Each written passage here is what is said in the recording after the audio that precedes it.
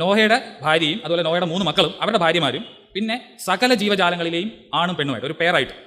ഇത് പെയറായിട്ട് മാത്രമേ ജീവജാലങ്ങൾ ഉണ്ടാകുള്ളൂ എന്നുള്ളൊരു മതപരമായിട്ടുള്ള കാഴ്ചപ്പാടിൽ നിന്നാണ് ദൈവം പറഞ്ഞത്. എല്ലാത്തിൽ നിന്നും ഓരോന്ന് വീതം 2 വീതം പ്രത്യേകം അകത്തേക്ക് കൊണ്ടുപോകും. അതിൽ തന്നെ കഴിക്കാൻ പറ്റുന്ന ജീവിവർഗ്ഗങ്ങളെ 7 വീതം കൊണ്ടുവരാനാണ് പറയുന്നത്. ക്ലീൻ ആനിമൽസ് എന്നാണ് ബൈബിളിൽ പറയുന്നത്. ക്ലീൻ ആനിമൽസ് എന്ന് പറഞ്ഞു കഴിഞ്ഞാൽ അതുകൊണ്ട് ഉദ്ദേശിക്കുന്നത് കന്നുകാലി അല്ലെങ്കിൽ പറവകൾ, കഴിക്കാൻ പറ്റുന്ന മനുഷ്യനും ബാക്കിയുള്ള ജീവികൾക്കും കഴിക്കാൻ പറ്റുന്ന എല്ലാ കാര്യങ്ങളെയും 7 വീതവും ഈ പെട്ടിക്കകത്ത് കയറ്റണമെന്നാണ് പറഞ്ഞത്. ഈ പെട്ടിയുടെ അളവും കാര്യങ്ങളൊക്കെ കൊടുത്തിട്ടുണ്ട്. ഈ പറഞ്ഞു കഴിഞ്ഞ ഉടനെ ദൈവം ചെയ്യുന്ന കാര്യം ഇയാളടുത്ത് പെട്ടി ഉണ്ടാക്കാൻ പറയുന്നു എന്നുള്ളതാണ്. അപ്പോൾ ഈ പെട്ടി ഉണ്ടാക്കാനായിട്ട് എന്തെങ്കിലും പ്രയാസങ്ങളുണ്ടോ എന്നുള്ളത് നമ്മൾ ആലോചിക്കണം. നമുക്ക് ഇന്നെങ്കിലും ഈ നോവ ഉണ്ടാക്കിയതുപോലത്തെ ഒരു പെട്ടി ഉണ്ടാക്കാൻ പറ്റുമോ എന്നുള്ളതാണ് ആദ്യത്തെ കാര്യം. ഈ നമ്മൾ കടലിൽ പോകുന്ന പായ്ക്കപ്പലുകളൊക്കെ കണ്ടിട്ടുണ്ട്.